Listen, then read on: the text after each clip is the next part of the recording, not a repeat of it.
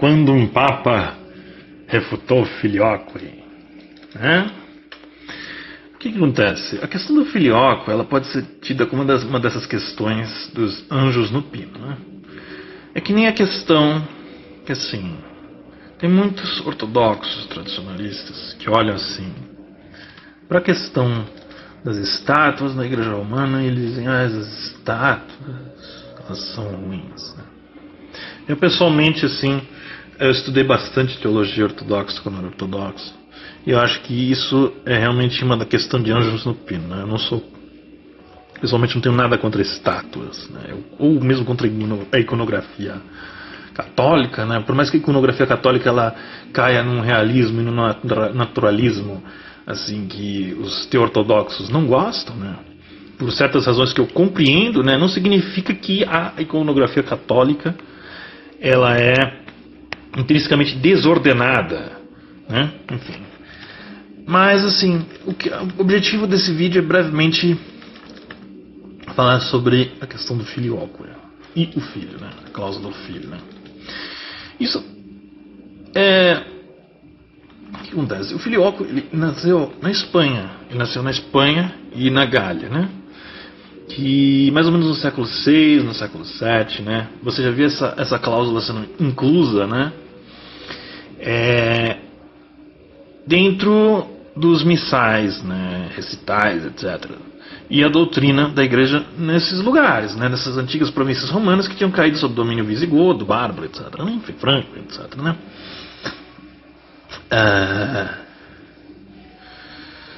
Certo.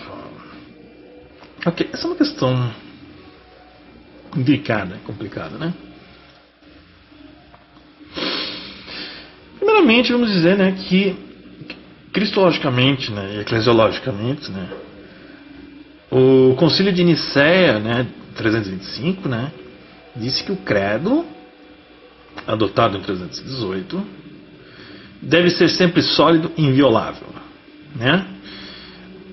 E também o Terceiro Concílio Ecumênico, reconhecido tanto pelos católicos quanto pelos ortodoxos, né, feito em Efésios em 1431, decretou, né, o cânone 7, e no cânone 7 está escrito que não se pode compor ou escrever, optar por nenhum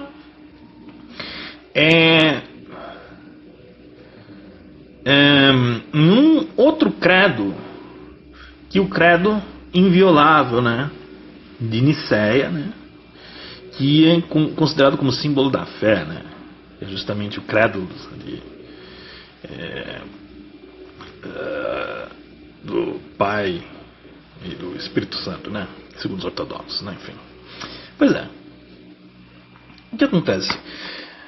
Por mais que a partir do século V, VI, VII, na Espanha e na Gália, por influência, né, da cristologia e da visão teológica agostiniana, eu já discuti isso, já demonstrei isso de forma convincente, né, que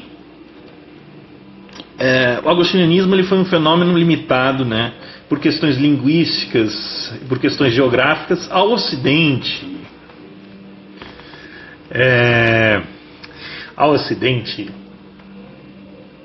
E sendo que no Oriente, né, enfim, o que acontece é que houve, né, depois da queda do Império Romano do Ocidente, houve uma profunda incompreensão entre o Oriente grego e o Ocidente romano, né? O Ocidente do Antigo Império Ocidental, né?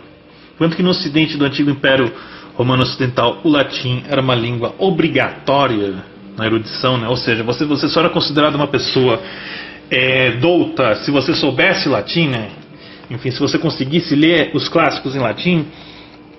No Oriente, né, você vê que a ignorância do latim se transformou numa regra, né? E você vê que, por exemplo, São Fócio Grande da Igreja Ortodoxa, né? E aqui eu não estou dizendo que essa atitude é certa, mas eu estou simplesmente dizendo a verdade, né? Que houve esse buraco, né? Esse choque, né, cultural, né? Então você vê, por exemplo, até o São Fócio Grande não sabia latim, né? E você vê que até um grande imperador do Oriente Bizantino, né, do Antigo Império Romano do Oriente, disse que o latim era uma língua de gente bárbara, né? Nossa, né? Enfim, né? Aí você vê que o Michel Psellos, que era um grande bizantinista, grande educador bizantinista, né? Ele não sabia latim. Ele confundia César com Cícero, né? E assim, eu sei latim, né? Eu acho que a ignorância do latim também, tanto naquela época quanto hoje, é um sinal de decadência, é um sinal. A ignorância tanto do latim quanto do grego é um sinal de decadência, assim, gigantesca, né? Que as pessoas, elas se esquecem da história, elas se esquecem das línguas clássicas, né? E isso se sente tanto hoje, né? Quando você vê uma nova era de trevas e ignorância, né? Quanto na antiga era de trevas e ignorância, né? Que o pessoal do Ocidente se esqueceu do grego e o pessoal bizantino se esqueceu do latim, e eles acabaram brigando e etc, né? Enfim, etc. Mas continuando, né? Mesmo assim, a Igreja do Ocidente, apesar do fato que, influenciado pelo credo agostiniano, né? Pela visão agostiniana do credo, a visão teológica agostiniana, eles começaram a implementar pouco a pouco, né, gradualmente, o filioque nos missais e nos recitais do Ocidente, começando pela Gália e pela Espanha, né? Levou séculos para isso ser aceito teologicamente no Ocidente. E chegamos ao instante, né, em que o próprio patriarca de Roma, né, naquela época, o próprio bispo de Roma chega e fala assim: o filioque está errado. E como aconteceu isso? Quando aconteceu isso? Em 1809, Papa Leão III denunciou o acréscimo do filioque e proibiu o seu uso. Ele também teve um credo do primeiro e segundo concílio ecumênicos sem o filioque, gravado em 2 placas de prata, uma em grego e outra em latim. Depois que ele gravou em grego e latim nas 2 placas de prata, ele escreveu assim, né, em cada placa: essas palavras eu, Leão, coloquei para o amor e salvaguarda e preservação da fé ortodoxa. Ele colocou em latim, né?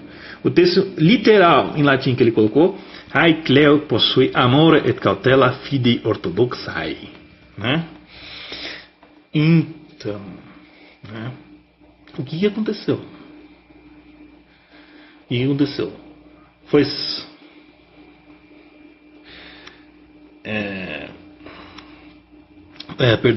foi só mais ou menos uns 50, 60 anos depois, né, sob a influência de certas brigas teológicas, né, com Constantinopla, e também com